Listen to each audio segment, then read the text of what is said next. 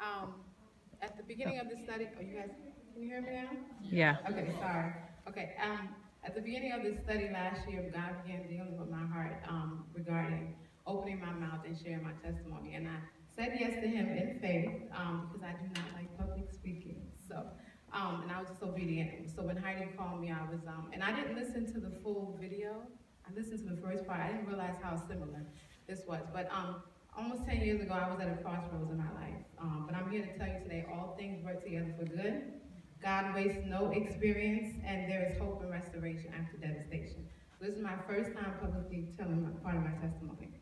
So I don't know if you all heard, February, the beginning of February, it was on the news, Fox, DC. There was a story about a Maryland woman who was victimized by a serial con artist. And they deemed him the criminal Casanova. Did anybody hear about that story? Okay, so that was my ex. And I knew him 10 years ago. And so 10 years ago, I was 25, I was depressed. I had just come to terms that I was needing therapy. Hated my job, finances were a mess. I was in a lot of strained relationships and friendships. Was burnt out from ministry, just the emotional roller coaster. I was really a mess. And like Kay described, relationship with God with lack zeal, passion. I was weary, overwhelmed, disappointed, just felt purposeless and broken. And the one hope that I did have, God had revealed to me a part of my purpose the month before. And so that was a little bit of hope that I held on to. So I just needed some direction in my life, and so I asked, I went on a fast. I was on a fast to just hear from God and hear what He wanted me to do. And that's when I met Trevor. One day on a Sunday evening, surfing the internet like she described, or flipping channels, and I happened upon a dating site because I was bored. So when I met him, he was charming, seemed into me, attentive, a nice guy, good head on his shoulders, was willing to drive 7 hours to come and meet me because he lived in Tampa at the time. And so I was flattered. And so we talked for about 2 weeks. He kept pressing me to be in a relationship so soon, which I thought was strange. But I was vulnerable, I was broken, and desperately trying to fill a void for love, attention, and affection. So the first warning sign, 2 weeks after we started talking, God said to me on 2 different occasions, don't make any decisions before the end of the fast. And I didn't heed his warning. The second warning came probably about 2 or 3 weeks after I had met, was talking with Trevor, a friend of mine who I used to date back in the day. We still remain good friends, and he called me out of the blue. And we kept in touch just to kind of check in, but I hadn't heard from him over a year, so I was looking for him, just trying to reach out to him. I couldn't get in touch with him. Well, he called me the same day that I was talking to Trevor on the phone, and he was asking me again about being in a relationship. And when I was talking to my friend, he said to me, I don't really trust this guy. And I laughed it off because I thought, okay, I think that he still wanted to get with me, and so I just didn't pay him any attention. That was my second warning sign. I ignored that. Third warning sign, Trevor eventually moved to Atlanta. I helped him move from Tampa. So I let him into my house, I let him into my life, my family life, and into my bed, even though I told him that I was practicing abstinence. But the third warning sign came around Thanksgiving. He spent Thanksgiving with my family, and my mom met him. And when I asked her about him later, she didn't really have much to say. And my mom is a Caribbean mom. She always has an opinion. And the fact that she didn't say much about it was another warning sign. So while we were dating, in the beginning was okay, but I distinctly remember there were little things. I was noticing selfish ways, manipulative ways. He was always telling me where he was going, what he was doing, which was strange for me because I had never been in a relationship like that before. And I distinctly remember a conversation I had with my therapist where I shared interactions he and I were having and how I felt like I was crazy because I was always questioning myself, like there was a lot of doubt, like I was overreacting. And usually that's how good lies are. They can place doubt in your mind and make you think you're being ridiculous. The turning point came, it was a poor decision at the time, but it became a blessing in disguise. I put him on my cell phone plan, and when I got the bill was really high. And so I talked to him about it.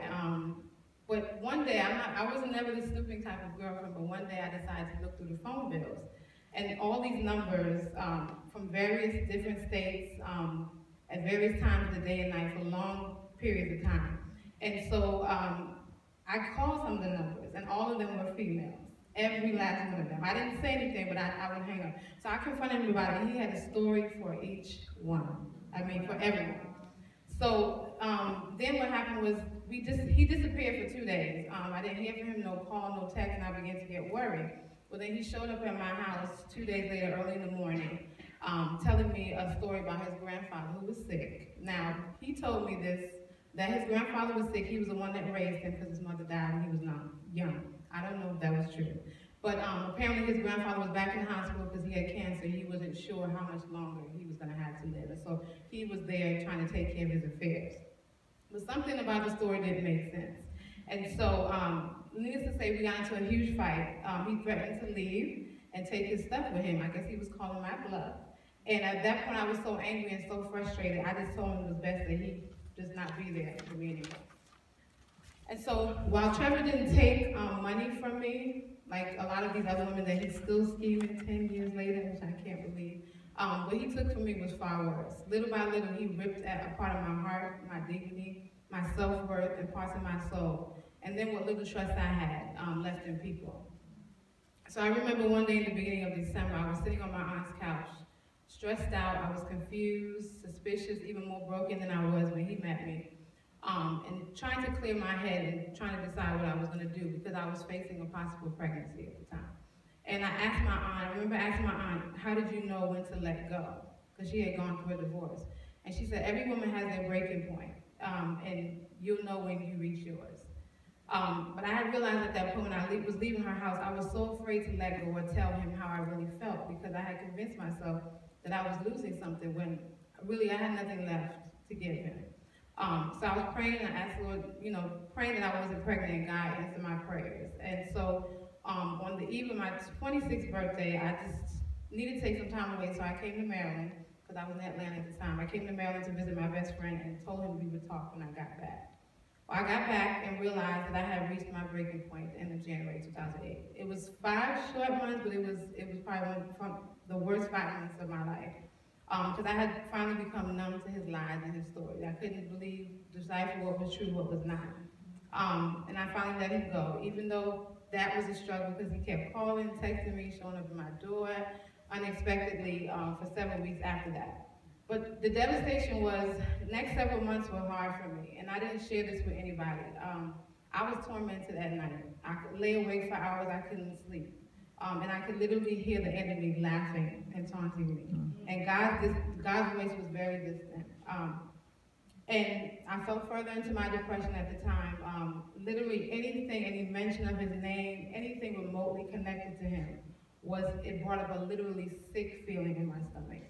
And that happened for several months afterwards. But despite my disobedience and blatant disregard for the warning signs God sent me, he restored me, and I want to share 5 things that I learned that came out of that. The first one was forgiveness. When I began working on repairing my relationship with the Lord, God began convicting my heart. I realized that I could blame Trevor for what happened to me in the relationship, but I had to take responsibility for the part that I played as well. Not only was I disobedient, but I damaged my witness to him as a follower of Christ. Yes, he had selfish intentions, but we got together, but so did I. I professed to be saved, but I wasn't walking as if I was saved. I was sleeping with a man I wasn't married to, and we were living as if we were married. So as God began dealing with me about that, he led me to send an email to Trevor to apologize to him for that, and to pray that somehow he would find his own relationship with the Lord. I also told him I had forgiven him, and in that moment I was released from bitterness and anger that had been stored up in my heart against him. The second thing that came out was true love. So the story has a twist. On the morning of October 4, 2008, I received an email from who I thought was Trevor. But it actually was an email sent from his account with at least 30 other different email addresses from, all of them were women who had received the same email. And in the email it had links and pictures in it about him being a convicted felon, having a warrant out for his arrest, for failing to pay child support. He was married to several women and had multiple children. All of this I never knew. My heart sank again, and once again I was shocked, but I was so glad I was in a better place with the Lord. But I had a God encounter about a week later. I was sitting in the movie theater after church one Sunday afternoon, and something in the movie triggered a flashback. It's like a movie screen came on, and I saw a replay of my life the year before. And I could feel a very heavy, tangible presence in the theater as I began to weep.